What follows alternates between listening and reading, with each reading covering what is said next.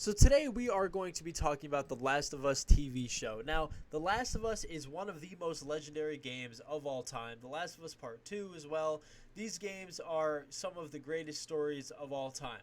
And The Last of Us specifically has a show on HBO Max that most everybody knows about by this point, and it does such a good job of capturing the essence of The Last of Us and really brings us back to the world that we just can't leave. Like between the games, the remasters, the remakes, and then the show, we everybody's addicted to The Last of Us, and for good reason. So The Last of Us, I want to take a second to appreciate the cast. Pedro Pascal, Bella Ramsey, amazing cast. I mean, Pedro Pascal specifically does such a good job of being Joel. He really does feel like Joel. It was.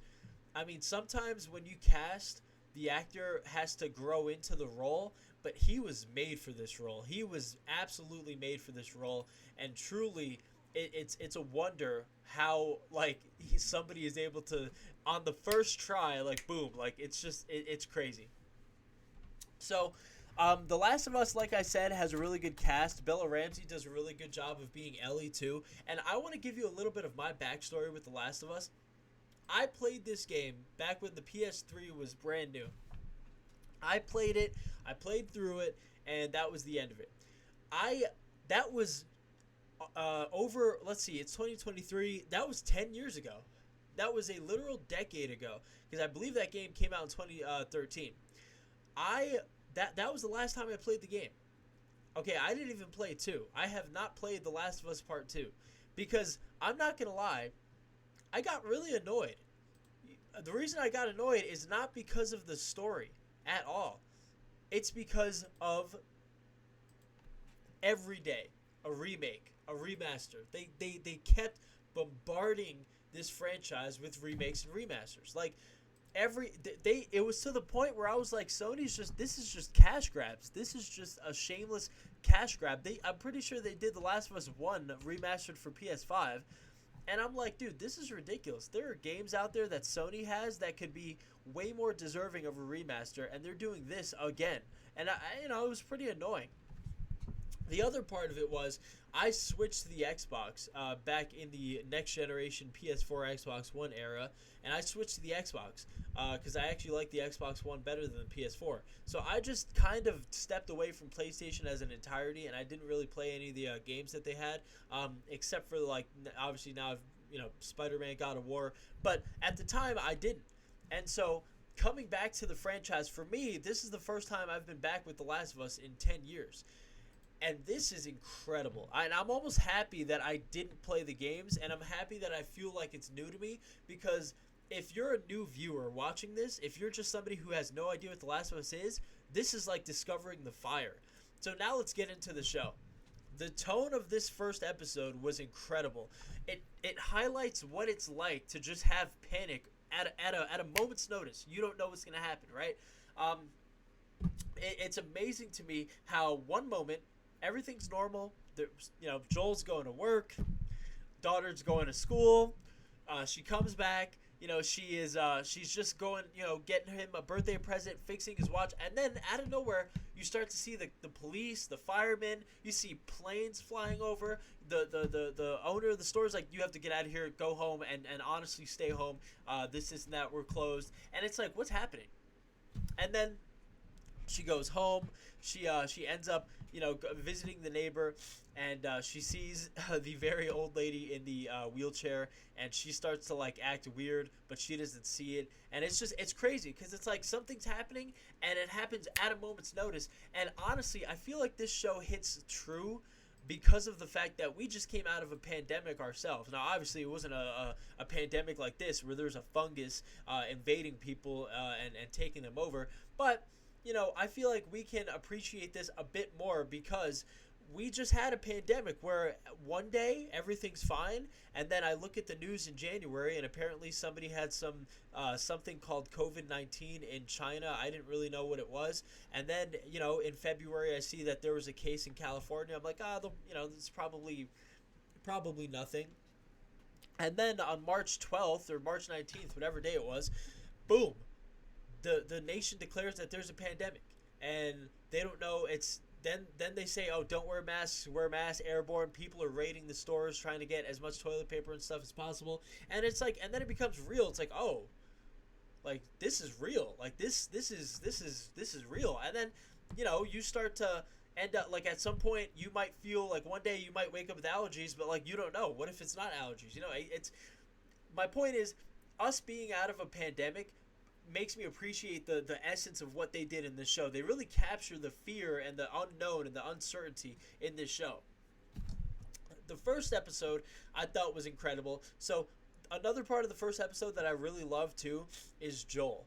He as a character has brought so many good things to this show. I mean Pedro Pascal. His emotion, the way he goes about being Joel, he really does feel like Joel from the video game. From what I remember, like he feels like that, and I think it's incredible to me that he was able to because I've seen him in a lot of other movies. It's incredible that he's able to have this much flexibility in the different roles. He could be in Star Wars. He could be in The Last of Us. There's not a lot like some guy like Andrew Lincoln who plays Rick in The Walking Dead. I don't think he could be in like Star Wars or Marvel or DC. He's great at Rick. He's really great at Rick, and he's good in some other stuff too. But like Rick is what he does well. Pedro Pascal does everything well, and I mean everything. I thought, one of the parts of this show that I was really, really like shocked with was they made this show almost a little bit scary. I mean, the first 20 minutes of the show, I was a little bit scared. I was like, man, this is a little scary. And then you see the scene where Joel loses his daughter. It was I couldn't. I mean, I don't have words. Like the emotion, seeing her on the ground, he's just it's crazy to me. It was madness. Like this show. So I mentioned The Walking Dead. There's gonna be comparisons to The Walking Dead. I've already seen people like beyond the trailer, Grace Randolph say this is basically The Walking Dead for HBO, and I agree and disagree. I think the difference with this show and The Walking Dead is that The Walking Dead, the best thing about The Walking Dead was you are basically doing, it's like the games. It's like questions. It's like your decisions affect like somebody could die off your decision, right? And if somebody dies, okay, then how does the group react? There's a certain morality that's driven into The Walking Dead. And I guess what I'm saying is the morality of The Walking Dead is what makes The Walking Dead The Walking Dead. The choices you make, the people you choose to be friends with, who you trust. That's not like The Last of Us. The Last of Us is different. There is no morality. Everybody is a bad person. Everybody is capable of doing bad things. Everybody can kill anybody. It's just straight up, like point blank. And there's little morality in all of it. Right? Now, yeah, there's the Fireflies. They're fighting for freedom and stuff. Of course, there's people who have good intentions, but good intentions are good intentions. You can have good intentions to you and still, be look like a psychopath to other people. And I think The Last of Us has that going for it that The Walking Dead didn't. I think, that the morality in The Last of Us is much more bleak than it is in The Walking Dead. At the beginning of The Walking Dead, people are just, straight up, they're still believing like, hey, like Dale was like, listen, we have to still, follow by how we would if this was, regular society. We still have to trial and put somebody on trial and stuff. But The Last of Us doesn't have that. Straight up, you're executed if you do something like, and that's amazing. So I want to talk also about like the society, I guess the faction that they're in, the world that they're in. I love the fact that there were so many like callbacks to the game. Just you see the camp that you're in, and you see the people walking around. There's guards everywhere. There's guns everywhere. The one thing I thought that was amazing too was once you like actually go on your adventure out west, Joel ends up sitting on the couch falling asleep. Ellie starts to pick up the book, and she basically cracks the code of the 80s music thing. And then that scene right there, oh my god, where they're gone, they're long gone. They already killed the guard, and they're gone. They're on their way west. and you hear the 80s music play, oh my, it was amazing. Honestly, it was amazing. And the reason I attribute that to the world building right here, this scene right here, I mean, that was amazing. But look at this world. Let's zoom in. This world building right here is what I'm talking about. When you play The Last of Us, the game, at least back then, it felt like you stepped into a different world, and not a lot of games do that. Halo was able to do that. The Last of Us was able to do that. There's not a lot of games where you can step into another world and truly feel like you're there. And all of this, the banter back and forth, the radio and the 80s music, and just the code cracking, the way it's like, hey, like, I'm gonna give you some cigarettes, I don't have the extra five, like the looking for a battery, it all attributes to the world of The Last of Us. And this is really what makes this franchise such a powerhouse. I get it now. I get why they do the remakes. I get why they do the remasters, because this game truly is one of the I think it's because I wasn't on PlayStation and I wasn't on the Sony console at the time, but this is one of the biggest powerhouses in the gaming industry, like ever, like of all time. And so yeah, anytime there is an upgrade, you want to go back and play this game at the highest possible quality you can play it at. And I love that it's coming to PC, because I think I'm going to pick it up. But yeah, I mean, this show does absolutely everything right. I talked about the cast, I talked about the crew. The reception, by the way, is insane. You have a 99% on the tomato meter, 96%. It's so crazy to me. There are people that are like fans of other franchises that are saying, I wish HBO did our franchise. Like, literally, I saw people who are Witcher fans, the Netflix series, The Witcher, and people are like so upset. Look, this is the meme, right? Witcher fans when watching The Last of Us, thinking of a world where HBO lands The Witcher instead of Netflix, and it's like just white noise. It's just white noise, because you're like, I can't believe Netflix got The Witcher and The Last of Us went to HBO. By the way, shout out to Sony for allowing HBO to take over The Last of Us, because I couldn't think of a better studio. So I talked when I did the Halo video, when I was talking about the Halo series on Paramount Plus, I acknowledged that it's not for everybody. But Paramount Plus is not a studio. Like, this is like a mediocre service. No disrespect, but Paramount is not like HBO. Like, HBO is The Sopranos, Game of Thrones. Like, HBO has some of the best content ever. And so to give The Last of Us into their hands, and then also having the HBO team work with the actual Naughty Dog developers to get this right, I mean, forget it. It was always going to be a hit. And but that's how big the show is. You have people literally saying, I can't believe Halo went to Paramount, but The Last of Us got HBO. It's just insane. But look at this. People, how was the first episode of The Last of Us, huh? Let's see. Perfect. Everything, down to the last minute details. And that's what it is. It's perfect. Down to everything. It is perfect down to the last details. I mean, truly, it is perfect. And that's why it has the 99 tomato score, because it's just perfect. I also think, like, look at this.